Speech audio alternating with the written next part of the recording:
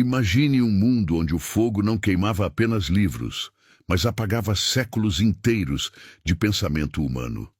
Onde cada chama que consumia um pergaminho era também uma sentença contra a liberdade de pensar.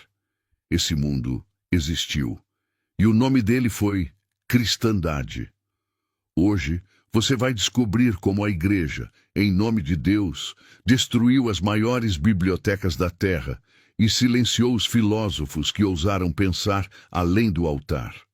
O massacre das ideias não começou com espadas, mas com dogmas. E terminou não apenas com corpos mortos, mas com civilizações amputadas da própria consciência.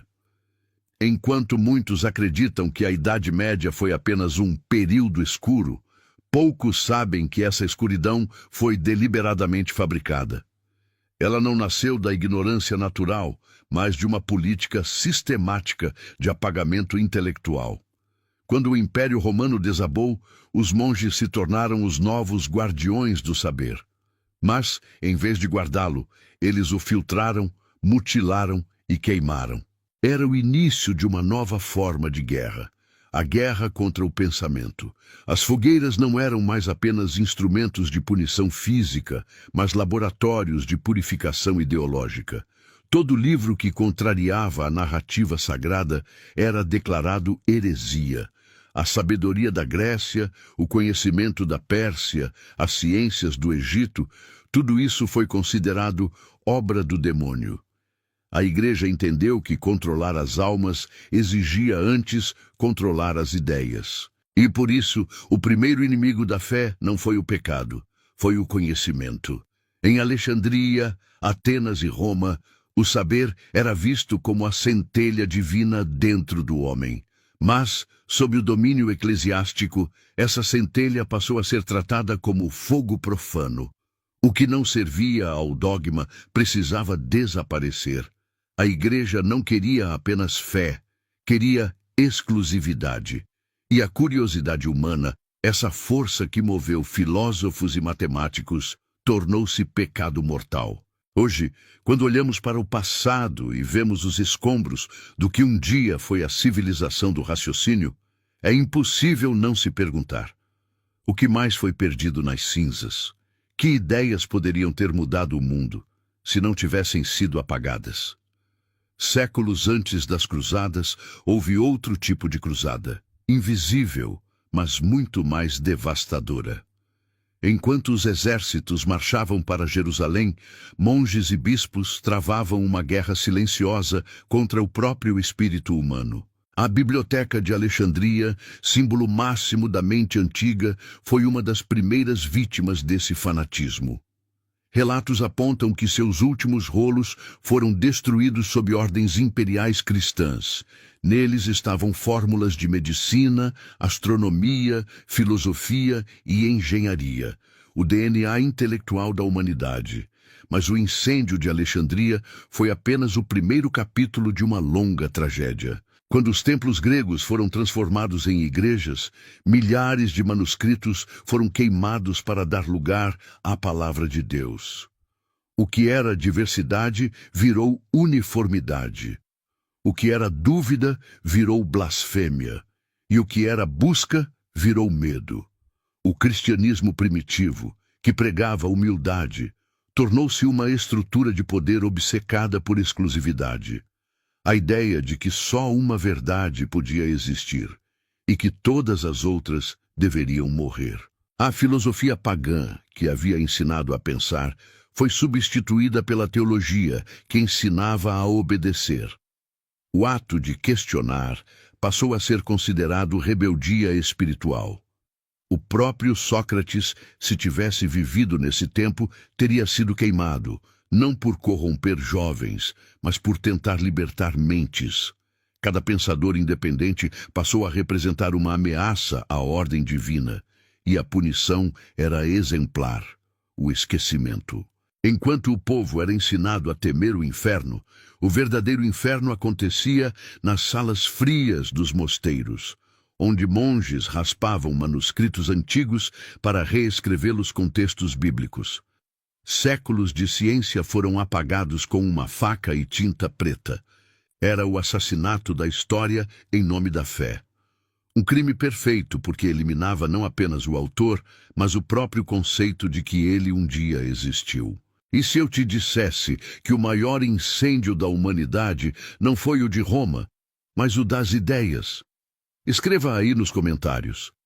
Nenhuma chama apaga o pensamento.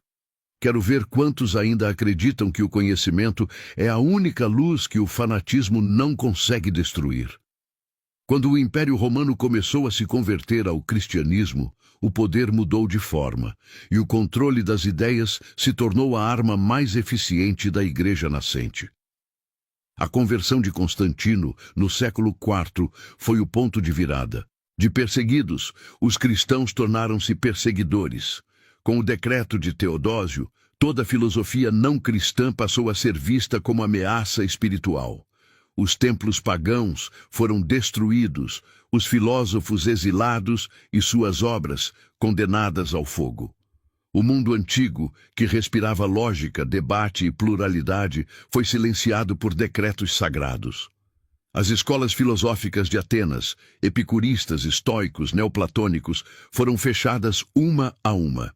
O templo do pensamento foi demolido para erguer o templo da fé.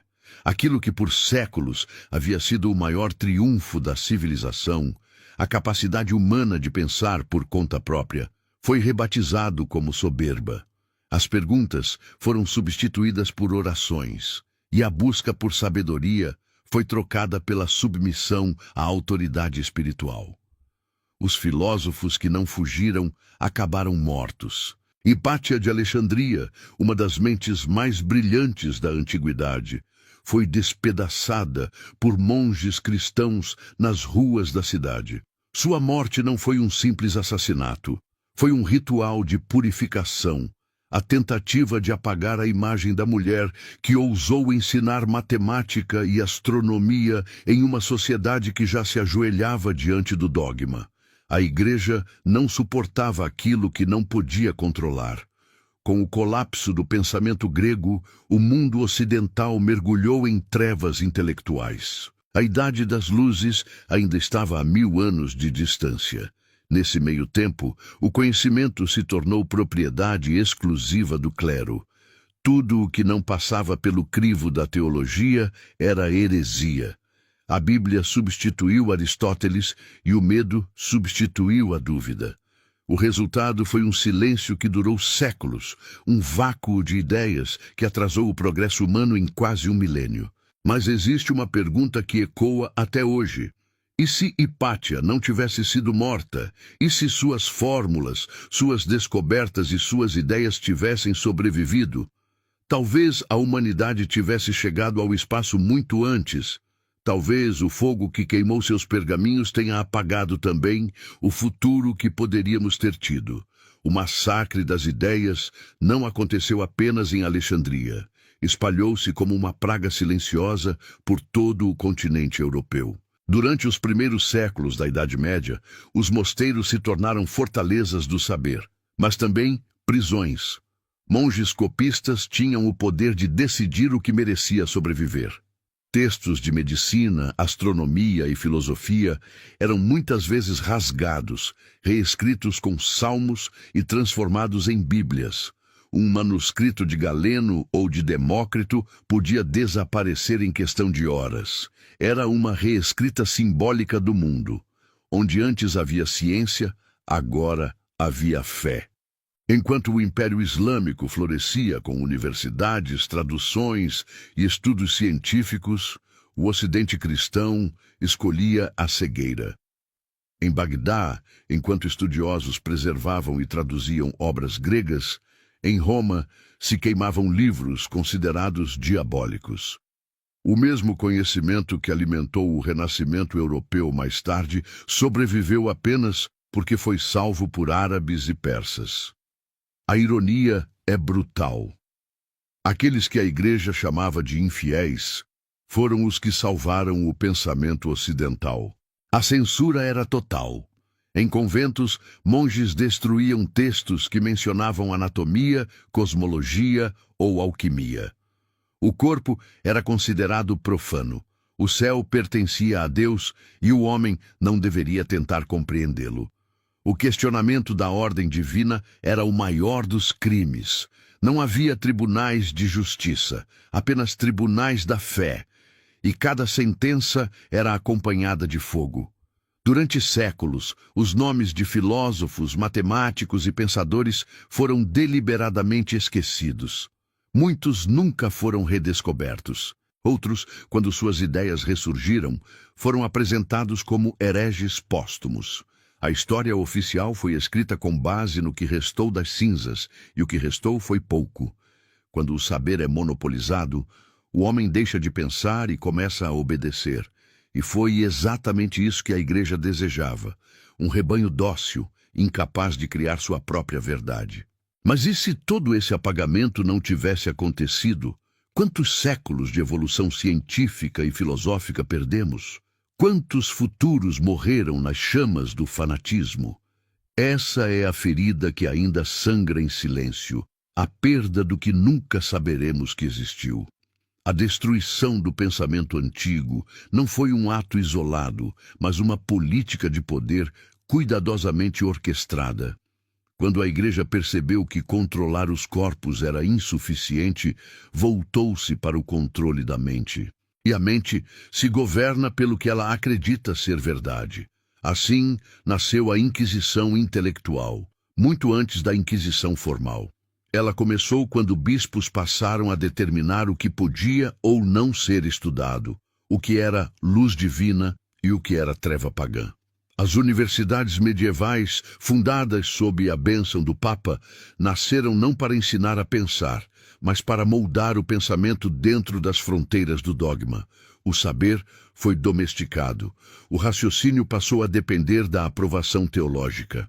Um professor que ousasse discordar da doutrina corria o risco de ser expulso, torturado ou excomungado. A dúvida deixou de ser o motor do conhecimento e se tornou o crime máximo da fé. O resultado foi uma cultura de submissão intelectual. A Europa, que havia herdado o raciocínio de Aristóteles e a curiosidade de Arquimedes, mergulhou em uma longa infância mental. E enquanto o pensamento livre era perseguido, a superstição florescia. Amuletos, relíquias e indulgências tomaram o lugar da experimentação, da observação e da lógica. A ciência deixou de ser um caminho de descoberta e virou uma ameaça ao poder eclesiástico. Afinal, quanto mais as pessoas compreendiam o mundo, menos precisavam temer o inferno. E o medo era o combustível da fé. Essa estrutura de repressão intelectual não visava apenas o controle da verdade, mas o controle do tempo. A igreja determinava o que era passado, presente e futuro. O calendário, as festas, as leis, tudo era subordinado ao sagrado. E quando se controla o tempo, controla-se a memória. Quando se controla a memória, controla-se a história. E uma civilização sem memória é uma civilização sem defesa.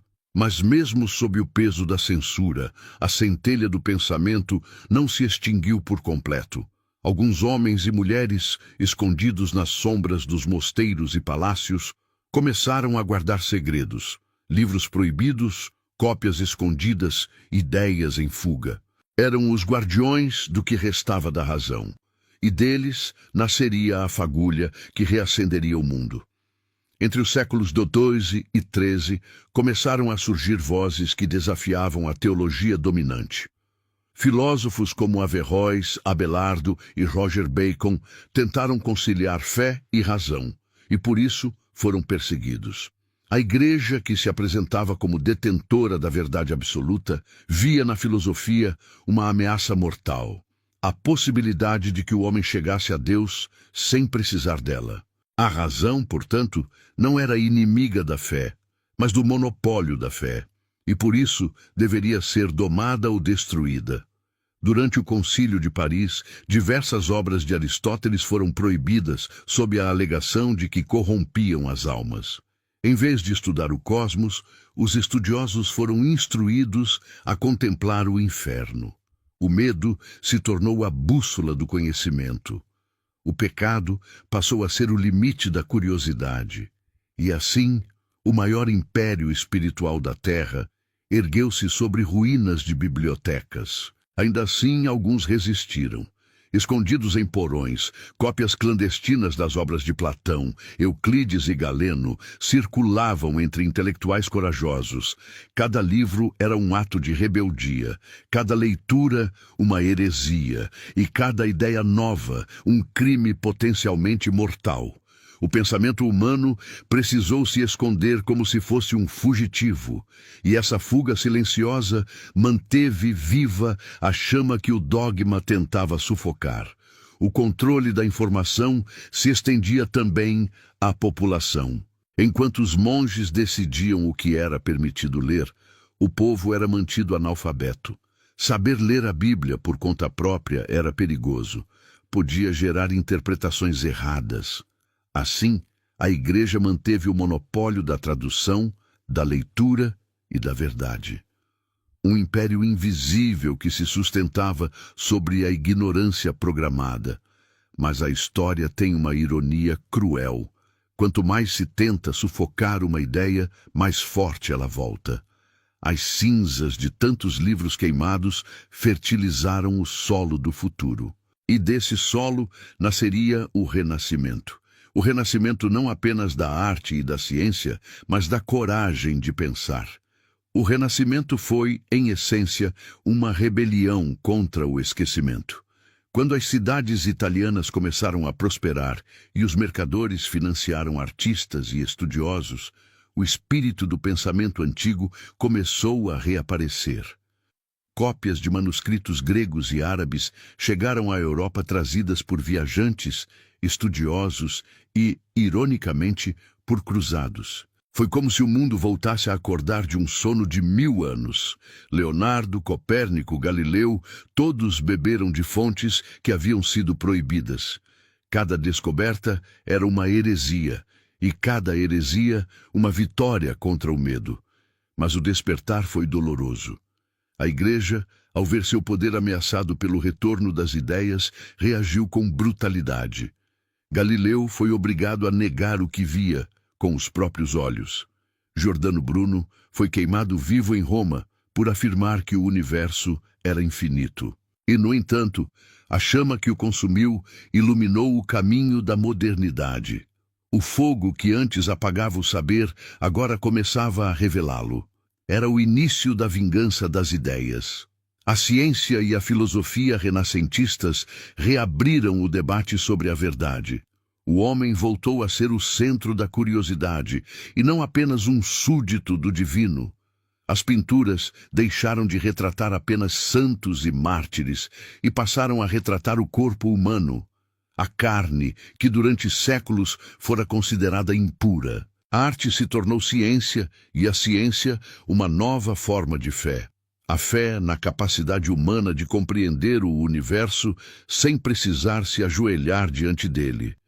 Contudo, a luta estava longe de terminar. Mesmo com o avanço das universidades e da imprensa, o controle eclesiástico ainda pairava sobre cada livro impresso. O Index Librorum Prohibitorum, criado em 1559, proibiu centenas de obras que desafiavam o dogma. Entre elas estavam Copérnico, Erasmo e até Descartes. A Igreja não queimava mais apenas bibliotecas, mas também ideias impressas em papel, e com elas, o futuro. Mas surge aqui uma pergunta que o tempo ainda não respondeu. Quantas descobertas deixaram de acontecer porque o medo venceu a curiosidade? Quantas mentes brilhantes se calaram antes mesmo de ousar pensar? Talvez o verdadeiro preço do fanatismo não tenha sido pago em sangue, mas em silêncio. O Renascimento abriu as portas para o Iluminismo, e com ele veio a revanche da razão. Filósofos como Voltaire, Diderot e Spinoza ousaram fazer o que durante séculos era proibido, questionar a autoridade divina. As enciclopédias substituíram as relíquias e o raciocínio crítico começou a ocupar o lugar do milagre. A luz da razão começou a iluminar as sombras deixadas pela fé cega. Mas quanto mais essa luz se espalhava, mais violentas se tornavam as tentativas de apagá-la. A igreja respondeu com censura, ameaças e perseguições. Livros eram confiscados, tipografias destruídas, pensadores excomungados. A mensagem era clara. O poder espiritual ainda não estava disposto a dividir o trono da verdade. Mas, dessa vez, o controle escapava das mãos da instituição. A imprensa multiplicava ideias mais rápido do que a fogueira podia destruí-las. Era o início do colapso do monopólio da fé. Mesmo assim, as marcas da destruição permaneciam. Milhares de obras antigas haviam desaparecido para sempre. Os tratados de ciência de Alexandria, as escolas filosóficas da Ásia Menor, as observações astronômicas babilônicas, tudo aquilo que poderia ter acelerado nossa evolução intelectual em séculos, havia sido devorado pelo fanatismo. A humanidade precisou reinventar o que já sabia, como uma criança tentando redescobrir sua própria língua. E enquanto o iluminismo libertava as mentes, a igreja ainda controlava as emoções. O medo do castigo eterno, o sentimento de culpa e a submissão moral continuavam a ser ferramentas eficazes. Mesmo sem queimar livros, ela continuava a apagar pensamentos, agora de dentro para fora, pela consciência de seus fiéis. O massacre das ideias, embora menos visível, continuava existindo nas mentes condicionadas a não pensar. E se todos os livros perdidos tivessem sobrevivido? Que tipo de humanidade teríamos hoje? Seríamos deuses em conhecimento ou teríamos encontrado novos caminhos para nos autodestruir? Essa é a pergunta que nenhum arquivo queimado jamais responderá. E talvez seja por isso que ainda sentimos o peso das cinzas. Com o avanço da razão, a igreja foi obrigada a se reinventar. Já não podia mais controlar o fogo das ideias, então passou a tentar controlá-las de dentro. O discurso mudou. O conhecimento não era mais inimigo desde que se curvasse diante da fé. Assim, nasceram as universidades confessionais, as academias teológicas e as cátedras controladas pelo clero. Era uma nova forma de censura, mais sutil, mais sofisticada e, portanto, mais perigosa. O pensamento livre era permitido, contanto que não ultrapassasse as fronteiras da crença. Esse disfarce funcionou por séculos. Muitos acreditaram que o conflito entre ciência e religião havia terminado, quando, na verdade, apenas mudara de tática. A igreja deixou de queimar livros, mas passou a reinterpretá-los. Se antes destruía a biblioteca, agora escolhia quais estantes deveriam permanecer visíveis, e assim, controlando o que o povo lia e pensava, manteve-se viva como guardiã da moral e do saber. O mesmo saber que em tempos antigos havia condenado às chamas, mas as ruínas ainda ecoavam. A destruição das bibliotecas não foi apenas a perda de manuscritos, mas a amputação de caminhos possíveis para a humanidade. Muitos estudiosos modernos acreditam que civilizações antigas já compreendiam conceitos de física, astronomia e biologia que só redescobrimos 1000 anos depois. O que perdemos não foram apenas páginas, mas possibilidades. Enquanto o progresso industrial florescia e as máquinas tomavam o lugar dos milagres, a igreja tentou novamente adaptar-se. Criou novas narrativas, abraçou a retórica moral e se disfarçou de guardiã da ética. Mas sob a superfície, o medo da liberdade intelectual continuava o mesmo. Porque cada nova descoberta científica, cada avanço do pensamento humano, é um lembrete silencioso daquilo que foi destruído e daquilo que ela tentou impedir. E é nesse contraste que surge a verdadeira questão. Como seria o mundo se o saber nunca tivesse sido monopolizado? Se as bibliotecas queimadas tivessem sobrevivido, será que ainda precisaríamos buscar Deus para explicar o universo? Ou já teríamos aprendido a compreendê-lo por conta própria? O século XIX trouxe consigo um novo inimigo para a fé institucional: o pensamento crítico de massa. A alfabetização e a imprensa popular tornaram impossível esconder a história. Os arquivos começaram a ser abertos, e o que se descobriu foi um rastro de destruição que atravessava milênios. Provas de que igrejas haviam sido erguidas sobre ruínas de templos, de que manuscritos foram raspados e reutilizados, de que a arte antiga havia sido deliberadamente apagada. Pela primeira vez, o mito da salvação da civilização começou a ruir diante da evidência. Mas mesmo então, a Igreja manteve sua influência. Usou a moral como arma, substituindo o controle do saber pelo controle da consciência. Quando não podia mais ditar o que o homem devia estudar, passou a ditar o que ele devia sentir. A culpa tornou-se o novo pergaminho em branco, e a fé, o novo fogo invisível. Assim, o massacre das ideias deu lugar ao massacre das dúvidas. Filósofos como Nietzsche e Feuerbach denunciaram esse domínio psicológico, mostrando que a fé institucional havia transformado o medo em virtude.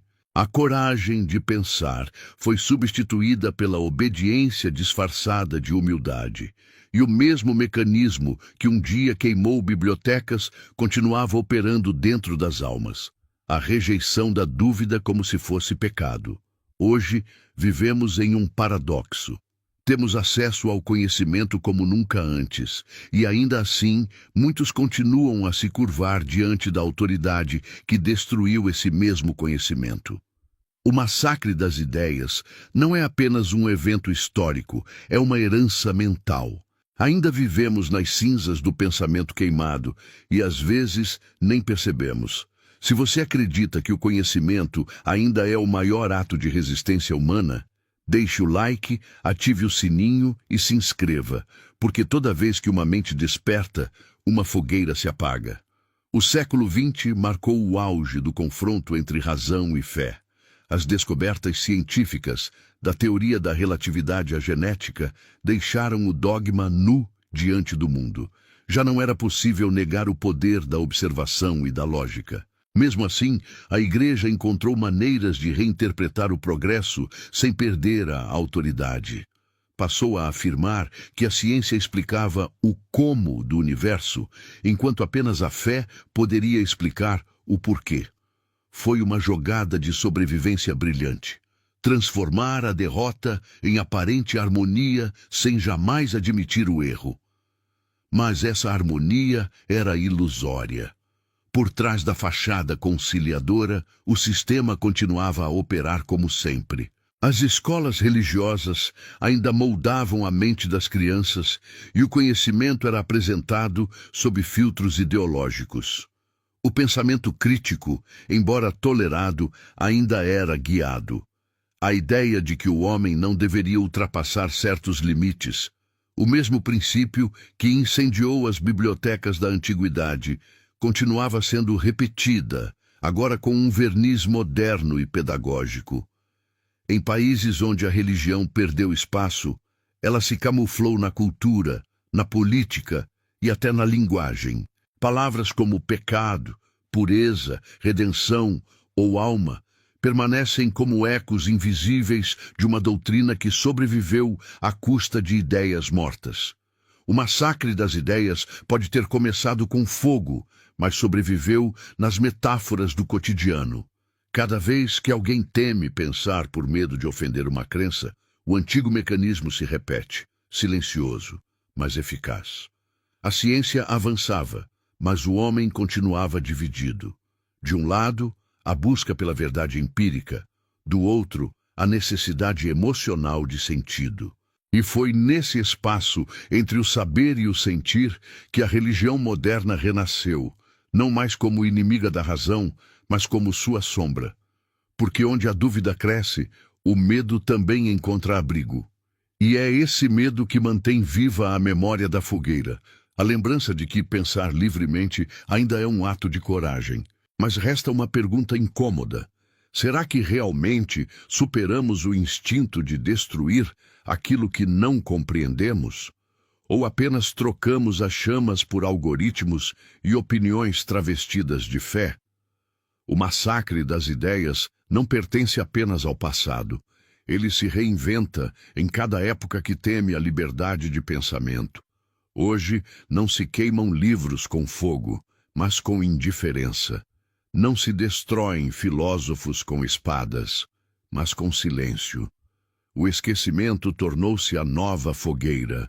E talvez essa seja a forma mais eficaz de censura já criada, porque o que é esquecido deixa de existir, sem resistência, sem ruído, sem sangue. As antigas fogueiras da Inquisição foram substituídas pelas chamas simbólicas das redes sociais, das ideologias absolutas e da desinformação. O mesmo mecanismo que um dia queimou Alexandria, agora opera em escala digital. Destruir o pensamento que contradiz, silenciar o que questiona, rotular o que pensa. A diferença é que desta vez não há uma igreja. Há muitas, cada uma com seu próprio dogma, sua própria cruz e seu próprio altar. Mas a lógica é a mesma: medo, obediência e exclusão. A humanidade continua a repetir o mesmo ciclo, cria conhecimento, o teme e então o destrói. E a cada vez que isso acontece, a civilização se reconstrói sobre as cinzas do que ela própria queimou. A história prova que o fanatismo nunca morre, apenas muda de roupa. O século XXI, com toda sua tecnologia, ainda carrega dentro de si a mesma sombra que devorou o mundo antigo. Os filósofos de hoje talvez não sejam mortos em praças públicas, mas suas ideias continuam sendo apagadas quando desafiam o conforto coletivo. A diferença é que agora a censura é feita em nome da moral, da paz ou da unidade.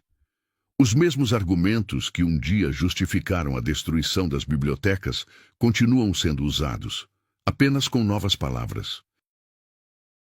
E se estivermos novamente às portas de uma nova era de esquecimento? E se, daqui a 1000 anos, alguém olhar para o nosso tempo e perceber que também queimamos ideias, não com fogo, mas com conveniência? Essa é a herança mais perigosa do massacre das ideias. Ele nunca acaba. Ele apenas muda de forma. O fogo que destruiu o passado continua aceso, mas hoje ele arde dentro das mentes que se recusam a questionar. Vivemos cercados de informação, mas famintos de sabedoria. A igreja, que um dia queimou bibliotecas, deixou como herança a ideia de que duvidar é perigoso, e essa ideia sobreviveu ao próprio altar. Ela migrou para governos, corporações, ideologias, qualquer estrutura que prefira obediência a pensamento. O massacre das ideias deixou de ser religioso e tornou-se humano. É o medo ancestral de olhar para o desconhecido e admitir: eu não sei. As ruínas das antigas bibliotecas ainda são testemunhas silenciosas desse medo. Alexandria, Pérgamo, Antioquia, lugares que deveriam ser santuários do saber, transformaram-se em túmulos de papel e tinta.